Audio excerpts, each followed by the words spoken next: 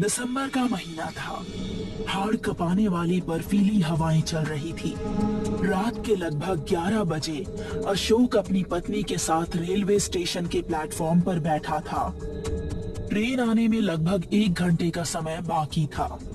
अशोक और उसकी पत्नी दिया बोर तो हो ही रहे थे, साथ में सर्दी से शरीर में कंपन उत्पन्न हो रही थी। चलो बाहर घूम कर आते हैं, कुछ खा पी भी लेंगे। कहाँ जाएंगे ठंड में? सामान भी काफी है, यहीं बैठे रहिए। अच्छा, तुम सामान के साथ यहीं बैठी रहो, मैं थोड़ी देर में घूम कर आता हूँ। ये खाने का बैग मैं साथ में ले जा रहा हूँ। बाहर चाय मिल गई तो कुछ नाश्ता कर लूंगा, तुम्हारे लिए चाय लेता आऊंगा। इतना कहकर अशोक प्लेटफॉर्म से बाहर पार्क से होकर मेन रोड की तरफ बढ़ने लगा। पार्क में अंधेरा था। बर्फीली हवाएं अशोक का सीना चीरती हुई साए साए के साथ आगे बढ़ रही थी। सर्दी से अशोक का शरीर भी कांप रहा था। तभी उसे किसी के कराहने की आवाज सुनाई दी। अशोक ने देखा, अंधेरे में चबूतरे के पास हाथ में कटोरा लिए एक औरत खड़ी थी, मगर अचानक वो औरत गायब हो गई। अभी तो यही खड़ी करा रही थी, कहाँ गई? शायद मेरे कानों का भ्रम हो, मगर मैंने तो उसे अपनी आंखों से भी देखा था। इधर उधर निगाह घुमाकर भी उसे कुछ दिखाई नहीं दिया, तो एक अजनबी भय के साथ वो बहुत तेज चलता हुआ प्लेटफॉर्म पर वापस अपनी पत्नी के पास आ गया। बहुत जल्दी चाय पी आए, मेरे लिए लाए हो क्या? नहीं। क्यों? अशोक ने अपनी सांसों पर काबू पाते हुए कहा। अंधेरे में पार्क से गुजरते समय मुझे कुछ महसूस हुआ, इसलिए वापस आ गया। क्या महसूस हुआ? पार्क में चबूतरे के पास कोई औरत हाथ में कटोरा लिए कराह रही थी। मैं चबूतरे के पास गया तो वहाँ कुछ भी नहीं था, वो गायब हो गई।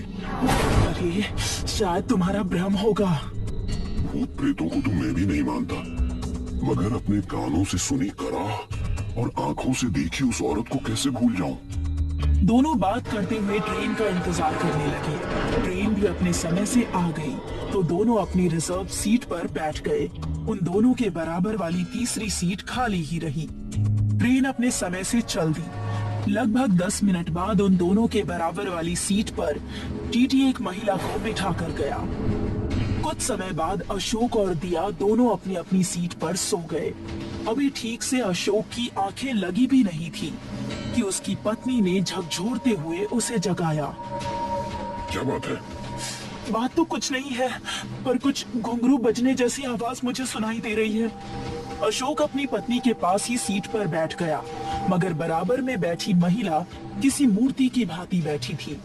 उसके शरीर पर इतने ठंड में भी गर्म कपड़े नहीं थे। वो बिना हिले डुले स्थिर बैठी थी। ट्रेन अपनी तीव्र गति से पटरियों पर दौड़ी जा रही थी। सभी यात्री अपनी अपनी सीट पर लाइट बुझाकर नींद में मग्न थे। पूरी बॉगी में अंधेरा था। सिर्फ टॉयलेट के बाहर की लाइट बॉगी के गेट पर चल रही थी, जिससे गेट साफ दिखाई दे रहा था। तभी सीट के नीचे से कुछ घुंघरू खनकने की आवाज आई, तो अशोक के भी कान खड़े हो गए। आवाज सुनी आपने? हाँ, सुनी। ये कहते हुए अशोक ने मोबाइल की टॉर्च जला ली और सीट के नीचे देखा। अचानक बराबर में बैठी महिला एकाएक एक झटके के साथ खड़ी हो गई और कुछ अजीब अंदाज में चलती हुई बॉगी के गेट पर पहुंच गई। अशोक की निगाहें बराबर उसका पीछा कर रही थी। गेट पर जल रहे बल्ब में उसका भयावह चेहरा दिखाई देने लगा। बिखरे हुए बाल, बाहर निकले हुए दांत और उसकी लाल लाल आंखें डरावनी लग रही थी। ये देखकर दिया भय से थर थर कांपने लगी।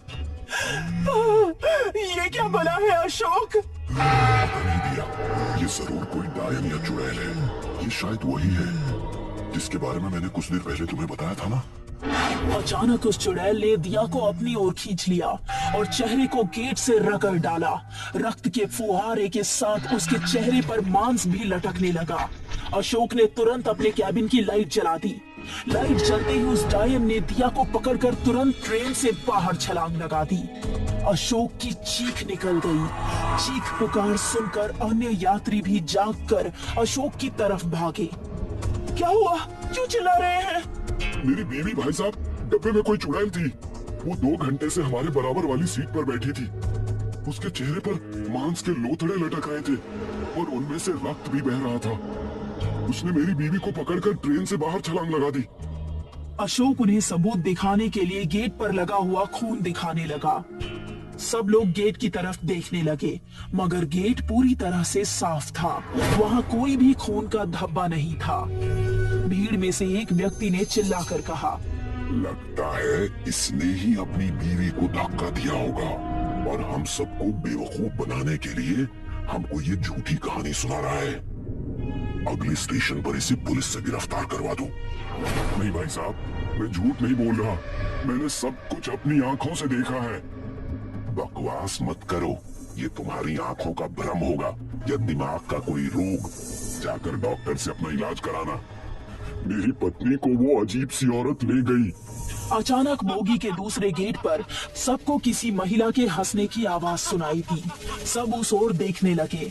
वो महिला कोई और नहीं बल्कि अशोक की पत्नी दिया थी, मगर उसके चेहरे से मांस लटक रहा था, आंखों से खून बह रहा था।